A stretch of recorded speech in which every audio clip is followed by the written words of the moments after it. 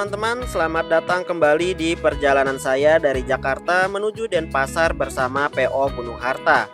Video ini merupakan part kedua dari perjalanan sebelumnya setelah kita tiba di rumah makan Taman Sari yang berada pada rest area KM 102 Cipali. Di part sebelumnya kita sudah melihat fasilitas dari dalam bis ini hingga melihat bis ini melipir kemana saja. Start awal berangkat dari Terminal Poris pukul 10:11 waktu Indonesia Barat dan tiba di rumah makan Taman Sari untuk servis makan pada pukul 13:50 waktu Indonesia Barat. Sudah berjalan selama kurang lebih 3,5 jam. Ini lama karena ambil penumpang di area Jabodetabek dan sekitarnya ya. Oke deh, kita lanjutkan saja perjalanannya dari rumah makan Taman Sari ini untuk servis makan. Selamat menonton. Oke teman-teman, sekarang 13.53 kita sudah ada di rumah makan Taman Sari. Ini ada Sahala, Gunung Harta 2, yang satu kayaknya ke Malang ya. Ini ke Denpasar, bis kita pakai Jatbas 5. Oke, sekarang kita makan dulu deh. Saya mau ke toilet dulu deh. Toiletnya sebelah mana ya? Oh, sana. Toilet dulu baru kita makan. Mantap. Saya pikir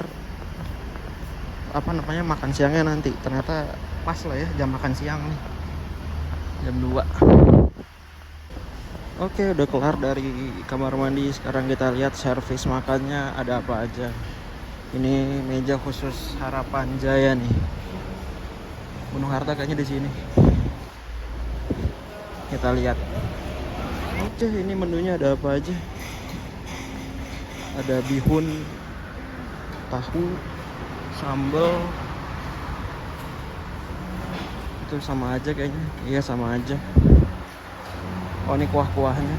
Ada kuah sop, kuah soto. Ini kuah sop ayam, kuah soto, kuah bakso. Ini kayaknya saya ngambil ini aja deh. Nasi bihun telur. Telur tahu. Nah, ini saya akhirnya makan pakai bihun, tempe, kerupuk ayam, kecap, nasi dan es teh anget. Sambil ngeliatin view tol. Ini bisa shuttle. Gak tahu udah dari mana. Harusnya dari Bandung ya. Oke, makan dulu deh.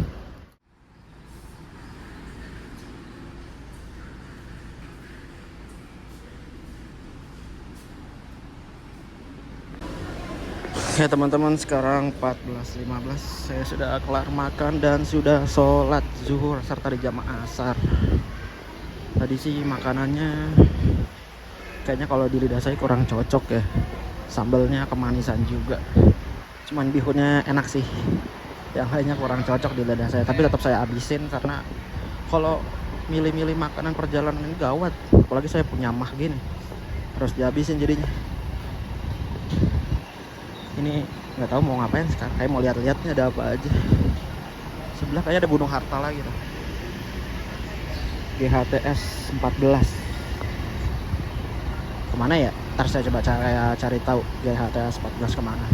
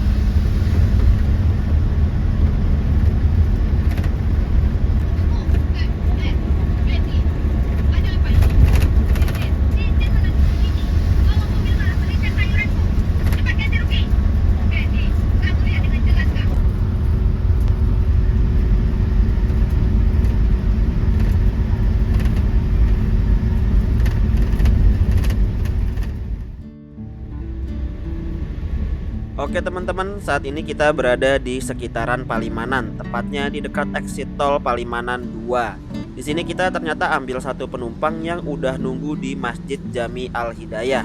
Ini berarti beli tiketnya dari agen mana ya? Apa janjian sama kru bisnya ya? Oh ya, penumpang yang naik dari sini dibekelin makanan yang udah dibungkus dari rumah makan Taman Sari. Jadi walaupun naiknya dari tengah jalan yang seperti ini, tetap dikasih makanan ya. Mantap sekali nih pelayanannya. Ya, sudah tak taruh bang mas.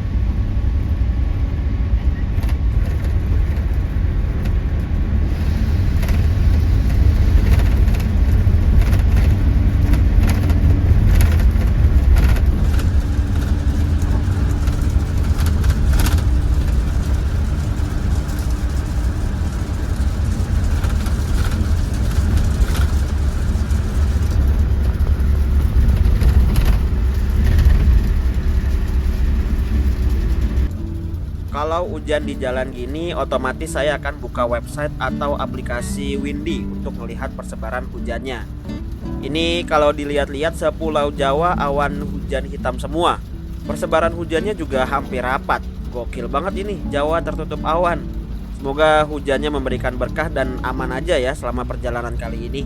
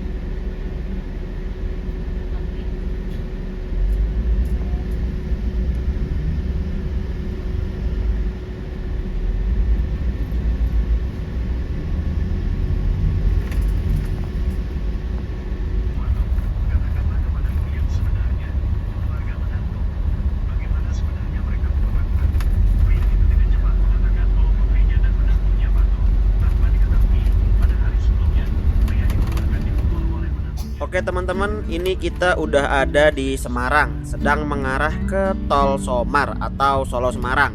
Dari sini menuju Pelabuhan Ketapang kurang lebih 600-an kilometer lagi dengan perkiraan waktu tempuh sekitar 9 jam kurang. Kalau ke Denpasar, tepatnya ke garasi Gunung Harta yang ada di Cokroaminoto, itu sekitar 700-an kilometer lagi dengan waktu tempuh 12 jam. Masih jauh sekali ya, dipakai tidur kayaknya enak nih.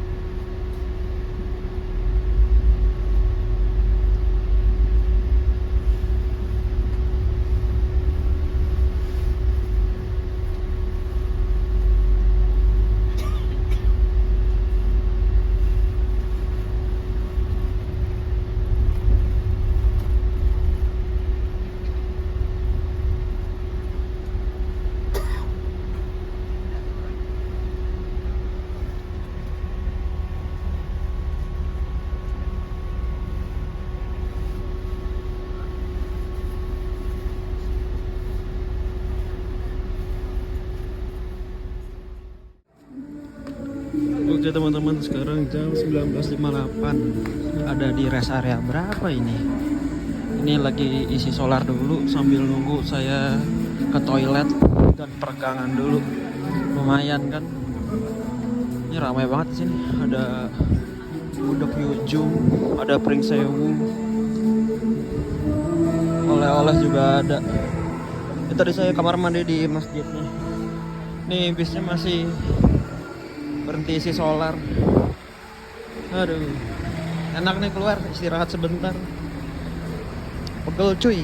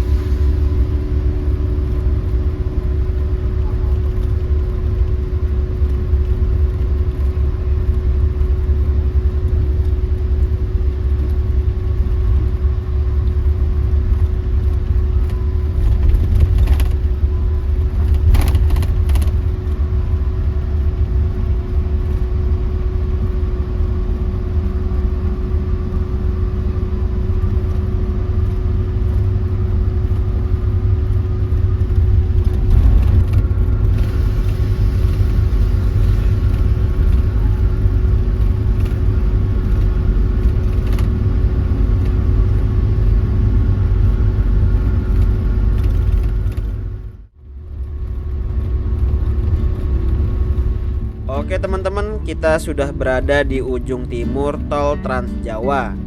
Ini saya tadi ketidurannya lama banget, jadi nggak bisa lihat percabangan tol ke Malang dengan ke Probolinggo. Terlalu nyaman sih ini kursinya. Aduh. Posisi ujung tol Trans Jawa bagian timur saat ini berada pada Kabupaten Probolinggo, tepatnya di Kecamatan Gending.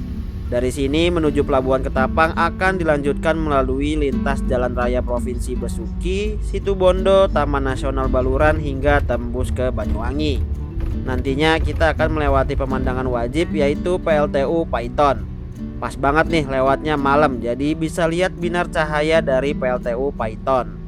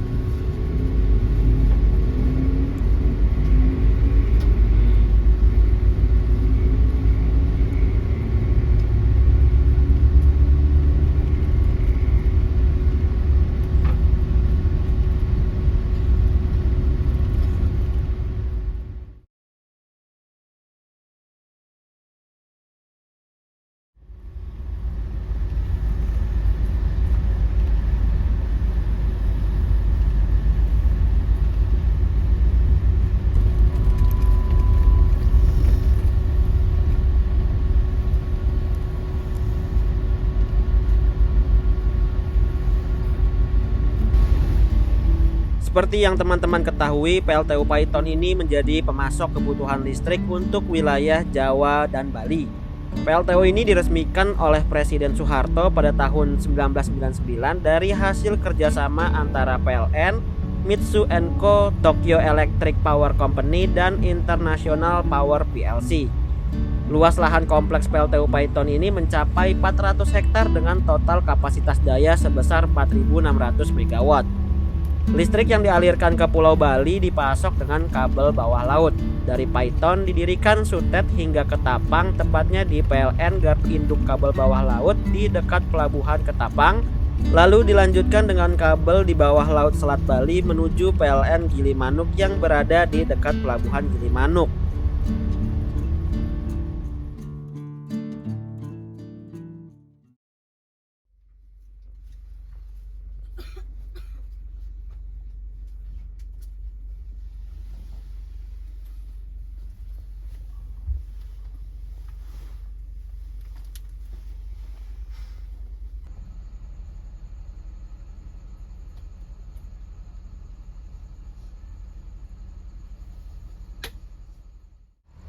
Sekarang jam 1.39.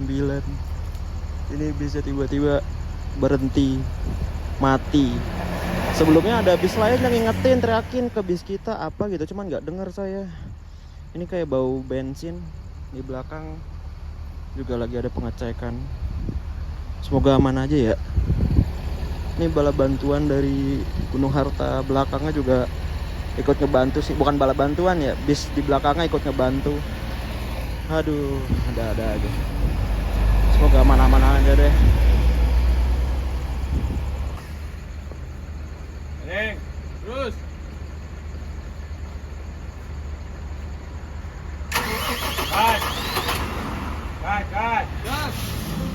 Jadi setelah saya nanya-nanya dengan penumpang serta kernetnya, ternyata selang solarnya putus. Jadi tadi pas lagi lari setelah PLTU Paiton, ada bis di belakang kita ngelihat cairan yang ngalir di bawah mesin. Terus disusul buat ngasih tahu ada cairan yang keluar. Setelah dikasih tahu langsung menepi dan matiin mesin.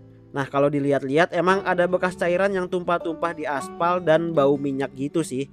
Entah ini selangnya putus sejauh mana. Semoga aja nggak jauh-jauh banget ya, biar ada sisa solar buat nyari SPBU terdekat.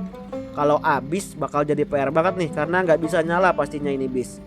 Di sini juga kita dibantu 2 armada Gunung Harta lainnya. Ada yang dari Purwodadi ke Denpasar dengan bodi Legacy SR2-nya, sama ada yang Jetbus 5 di depan tadi, cuman nggak tahu dari arah mana.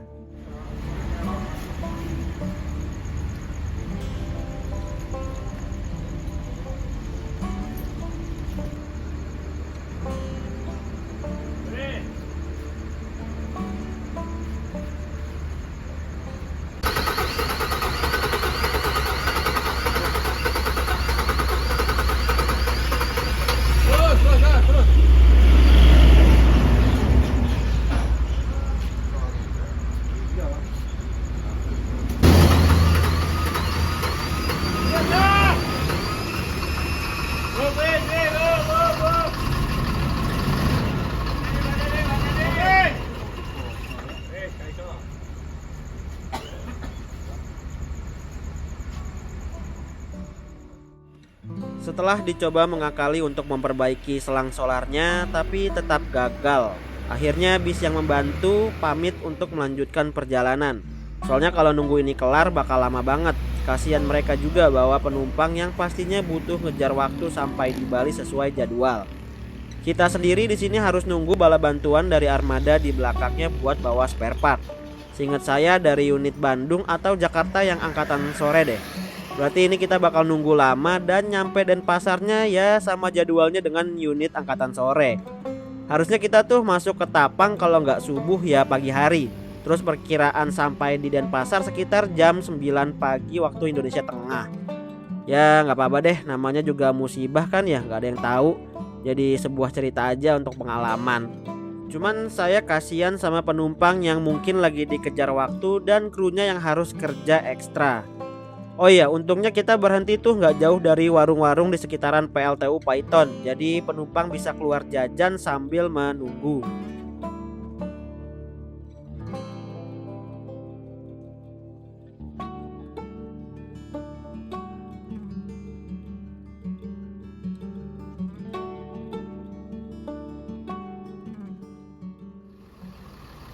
Oke teman-teman, setelah saya tertidur dan menunggu selama kurang lebih 4 jaman, akhirnya bisnya bisa dinyalakan kembali.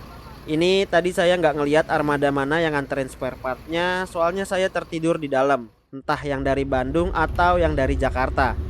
Posisi bisnya juga udah nggak ada di dekat kita, udah jalan lagi sepertinya. Semalam nunggu sambil ngobrol-ngobrol sama penumpang lainnya sampai ngantuk. Akhirnya tidur di dalam bis aja. Untungnya nggak pengap udaranya. Oh iya, ini penumpang di sebelah saya udah nggak ada. Beliau ternyata ikut armada Gunung Harta lainnya. Soalnya beliau ngejar waktu sampai ke Balinya. Kalau nggak salah mau turun di Singaraja deh.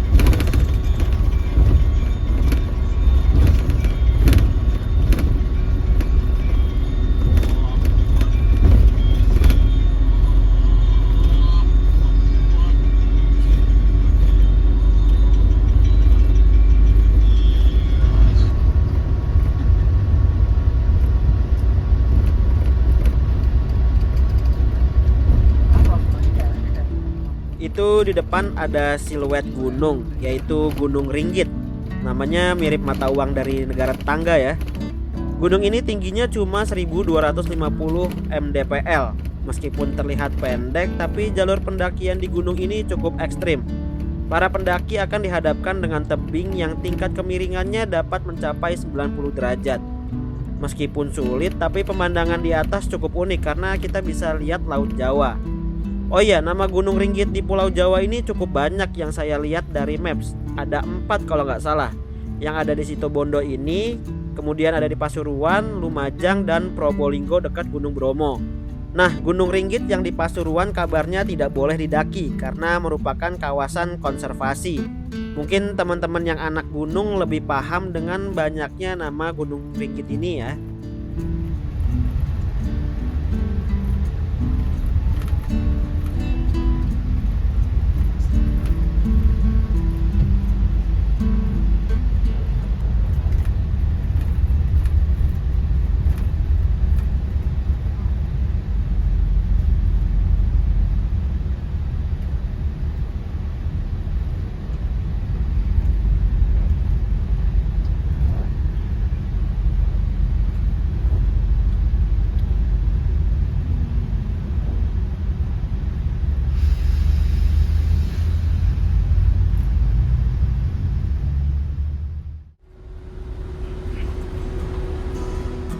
Oke teman-teman, ini kita sudah tiba di rumah makan Curien sebagai pemberhentian untuk servis makan kedua.